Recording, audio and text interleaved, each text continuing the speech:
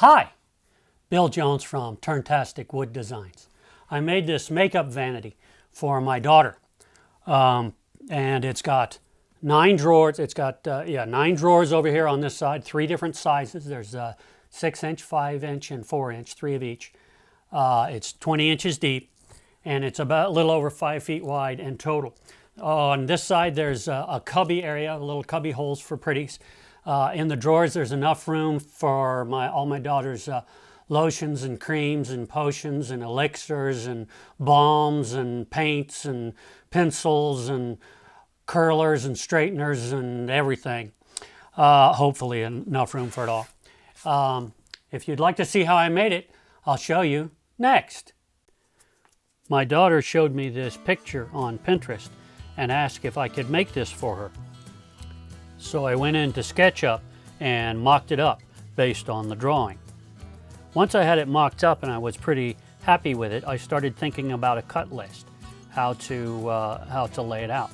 So what I did was I actually selected everything in the image, or in the model, I mean, and then did Control-C, Control-V, and that makes a copy of it. So I had a complete second copy of everything.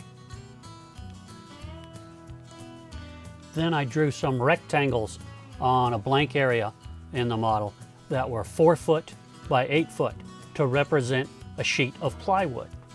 I then took my second copy of the piece of furniture and pulled it apart component by component and started laying it down on these 4 by 8 rectangles. I moved them around and changed the orientation and kept fussing around till I got a layout of how I wanted to cut all this out. Because of this, I was able to figure out how to do this in just 2 sheets of plywood and get all the parts that I needed with a minimal amount of cuts and a minimal amount of waste. So that worked out really well. A 4 by 8 sheet of Baltic birch plywood is a little much for me to handle on the table saw.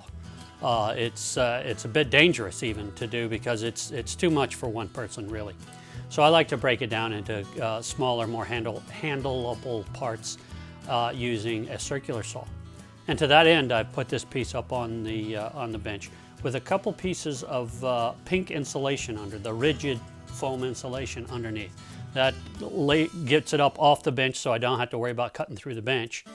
And I've also, where the cut line is going to be, I put down a strip of blue painter's tape, and that helps with any tear out. Plywood sometimes tears out really bad, and that will help with that.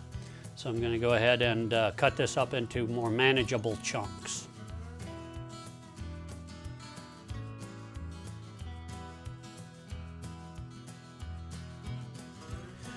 For the drawer mechanisms, I decided to go old school and use wood slides the way they used to back in the day.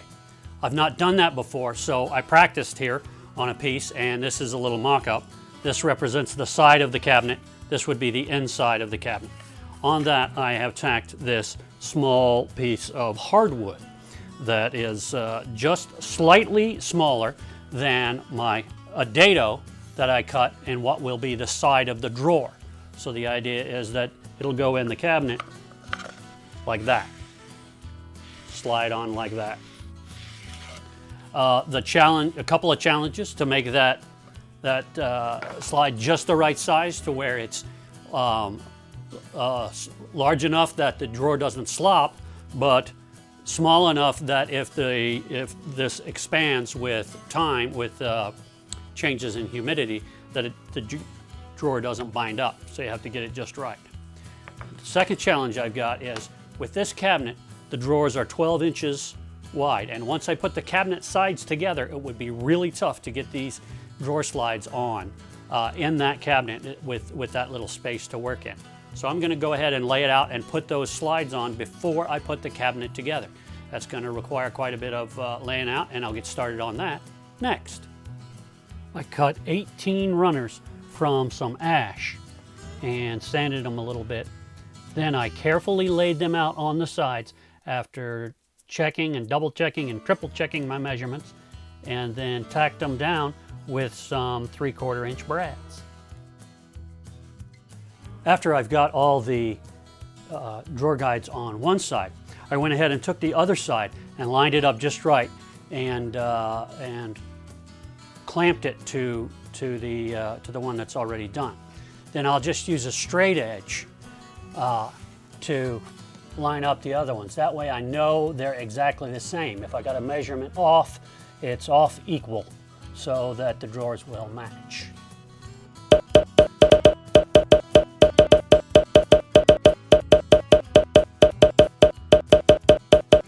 And before I assembled the cabinet, I edge banded all the edges that would show and then trimmed the excess with a sharp chisel. For assembling the cabinet, I used very simple construction methods, just butt joints, where I countersunk holes for plugs and then just put a little glue on the joint and screwed them together.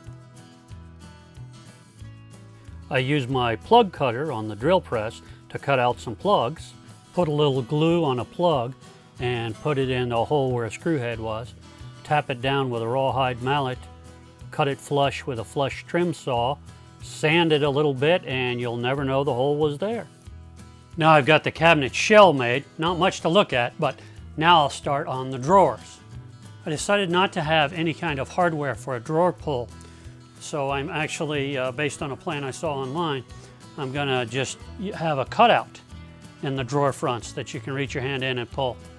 And so I made a template, and I'll trace, I got the template just the way I like it. Got it in good shape. So I'll set that on top of an actual drawer front and trace the line. And I'll cut it out on the bandsaw rough, close to the line, and then I'll finish up with a flush trim bit to get it just perfect.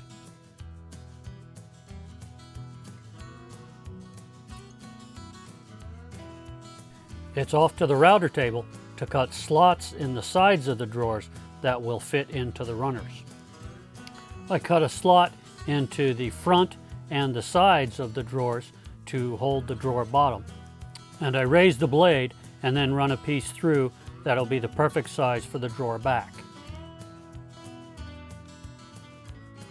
And I used pocket hole construction to put the drawer carcasses together. Well, now if I got everything right, hopefully this will slide right in on those guides and give just the right gap. All right, that's what I'm looking for.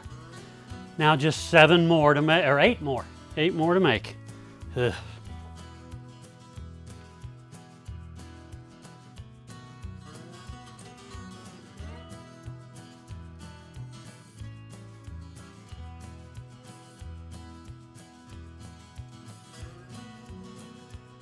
I cut a piece of 1/4-inch plywood for the back and tacked it on with some brad nails.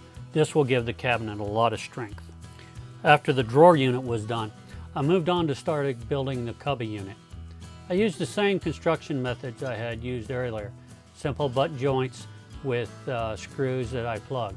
In one case I did have to use pocket holes to get that last piece in, but I'll be able to cover that up and you won't see those pocket holes. The drawer unit and the cubby unit will be tied together with a simple desktop that's simply a piece of plywood. That will be held up on the right side by the top of the cubby, but on the left side where the drawers are, I put this, added this simple cleat to hold it up. So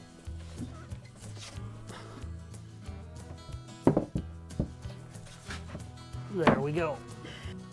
Once I got it fully assembled, it occurred to me that transporting it would be a problem. It would be difficult to transport fully assembled. So I've set it up to where it can be taken apart into 3 segments. The cubby unit, the drawer unit, and the desktop, to where I put a couple of cleats on the bottom of the desktop to so it can be screwed back in quite easily. And then I mentioned the cleat that I had over here for the for the desktop. I put a matching cleat on the cubby unit so that the skirt or apron, I'm not sure which is the right term, of the desktop will just bump right up against that and makes it easy to reassemble with just 6 screws. You can put it back together.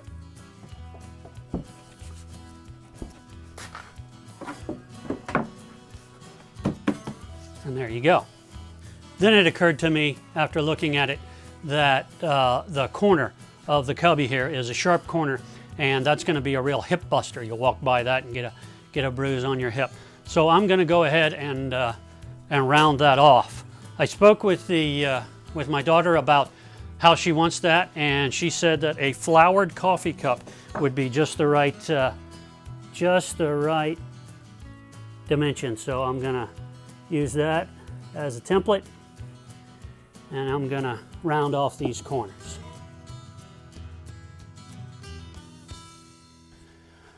Well, that's it. Here it is, fully assembled. I'm pretty happy with it.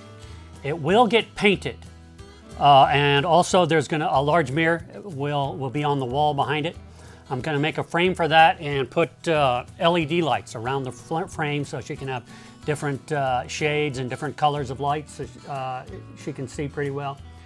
But I went ahead and I haven't painted it yet, but I needed to get this video out. I didn't put a video out last week and my mama complained. So I thought I better get a video out. So I'll be painting this soon. I'm not sure what color my daughter wants it, but I'll start with a primer and do the mirror. And as I said, I'm pretty pleased with it. It came out. I learned a couple of things this time. One of the things I learned that was a real big thing was working with this birch, Baltic birch plywood. It really does make a difference. Using that CDX plywood that I use most of the time, it warps and wobbles, and this stuff is flat and straight, and it's a lot easier to work with. It makes a big difference. The other thing I learned that I'm pleased about is about planning. I was able to, because I planned out my cut list, I was able to do this with just 2 sheets of plywood, plus a little bit of 1/4 inch plywood for the back and drawer bottoms. But just 2 sheets of plywood did this. And had I just grabbed sheets of plywood and started cutting, which is the normal way I do things, I probably would have used twice as much. So that was a good learning. I also like the fact that I can take a picture that was shown to me and pretty much figure it out and make it probably better than what I saw in the picture. And that's a real source of satisfaction for me. And you can do that too if you really set your mind to it.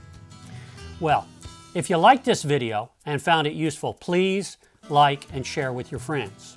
If you haven't already, please subscribe to my YouTube channel. That really helps me out. If you have any questions or comments, feel free to leave them in the area below. I'd love to hear from you. And as always, thanks for watching.